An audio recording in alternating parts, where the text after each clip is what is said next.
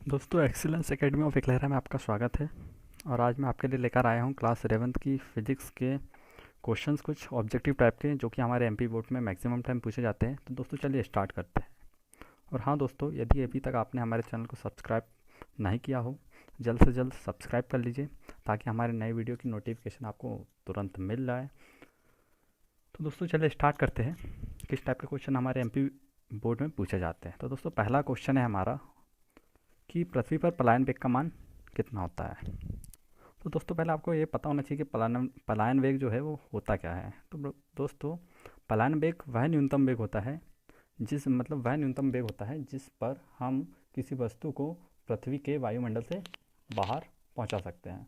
मतलब किसी भी वस्तु को हमारे एटमॉस्फेयर से या वायुमंडल से बाहर पहुंचाने के लिए जो वेग लगता है कम से कम, वो होता है पलायन वेग। तो दोस्तों पृथ्वी पर इसका मान जो होता है, यदि आपको पता है तो अच्छी बात है, आप अपने आंसर कमेंट के थ्रू भेज सकते हैं, और नहीं पता है तो मैं आपको बता देता हूँ। तो दोस्तों इसका जो आंसर है वो है 11.2 किलोमीटर प्रति सेकंड। मतलब हम पृथ्वी सतह से किसी भी वस्तु को यदि 11.2 किलोमीटर प्रति सेकंड के वेग से भेजते हैं हमारे वायुमंडल की ओर, तो हमारे वायुमंडल से बाहर चली जाएगी और पृथ्वी पर लौटकर कभी नहीं आएगी। तो इसका जो आंसर होगा फर्स्ट।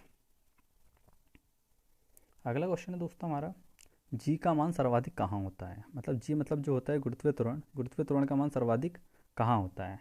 तो दोस्तों आपको पता होगा कि जी का जो मान है वो कहाँ होता है। तो इसके में जो ऑप्शन है ध्रुवों पर, विषुवत रेखा पर, खदानों पर, इनमें से कोई नहीं। तो दोस्तों जी का मान सर्वाधिक होता है ध्रुवों पर, और ज़ीरो होता है विषुवत रेखा पर, और पृथ्वी पर इसका मान जो होता है 9.81 मीटर प्रति वर्ग सेकंड होता है। हाँ, अप्रॉक्सीमेटली 10 होता है ये, 10 मीटर प्रति वर्ग सेकंड। अगला क्वेश्चन है दोस्तों हमारा, चंद्रमा में गुरुत्वीय त्वरण का मान पृथ्वी की तुलना में कितना होता है। तो चंद्रमा पर जो है गुरुत्वीय त्वरण का मान आपको पता होगा कि जो चंद्रमा पर गुरुत्वीय त्वरण का जो मान होता है वो पृथ्वी का 1/6वां भाग होता है, मतलब 1/6। यदि यहाँ पर गुरुत्वीय त्वरण का मान 9.81 मीटर प्रति सेकंड है, तो वहाँ पर इसका 1/6 होगा। तो इसका आंसर जो होगा फर्स्ट होगा। अगला क्वेश्चन दोस्तों, यदि पृथ्वी घूमना बंद कर दे तो जी का मान में क्या परिवर्तन होगा। तो जी के मान में परिवर्तन क्या होगा, हमारे पास ऑप्शन है क्या, कम हो जाएगा, बढ़ जाएगा, सभी स्थान पर एक समान हो जाएगा, ये शून्य हो जाएगा। तो इसका जो आंसर होगा सभी स्थानों पर एक समान हो जाएगा। जी का मान पृथ्वी घूमना बंद कर देगी तो जी का मान हर एक स्थान पर एक समान हो जाएगा।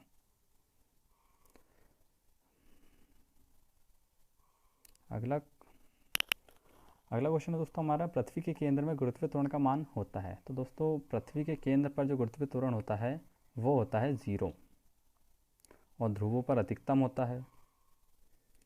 तो इसका जो आंसर होगा फर्स्ट होगा। अगला क्वेश्चन है दोस्तों हमारा, पृथ्वी तल से किसी पिंड का पलायन वेग निर्भर करता है। मतलब पलायन वेग का मान किन किन कारकों पर डिपेंड करता है, हमको ये बताना है। वो फैक्टर्स कौन कौन से हैं जिस पर जो पलायन वेग होता है उसका मान डिपेंड करता है। तो केवल जी पर, या फिर एम पर।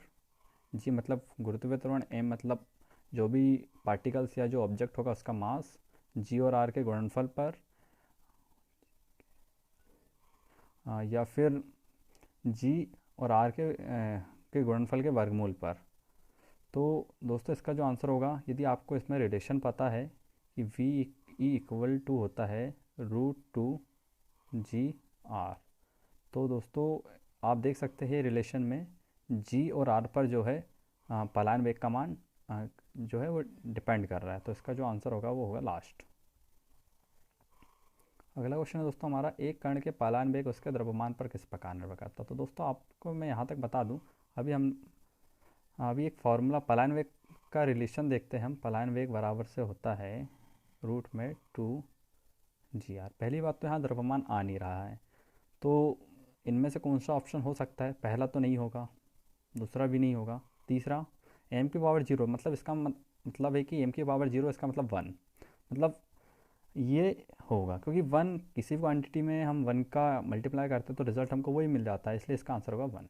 मतलब m की पावर 0 वाला होगा।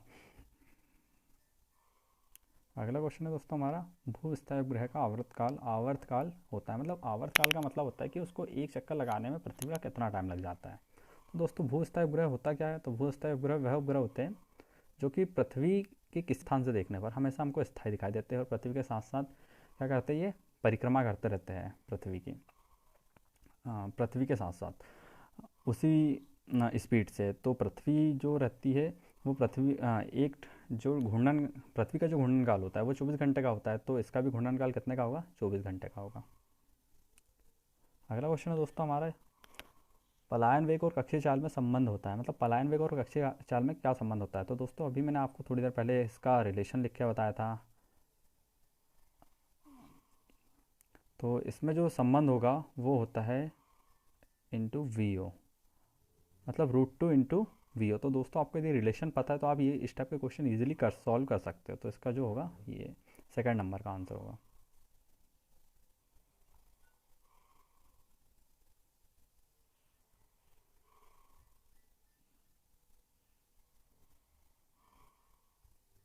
अगला क्वेश्चन दोस्तों हमारा, कौन से ग्रह के लिए गुरुत्व त्वरण का मान सबसे कम होता है। तो दोस्तों जिसका आकार सबसे कम उसके लिए गुरुत्व त्वरण का मान सबसे कम। तो ऑप्शन हमारे पास शुक्र, बुध, पृथ्वी, मंगल।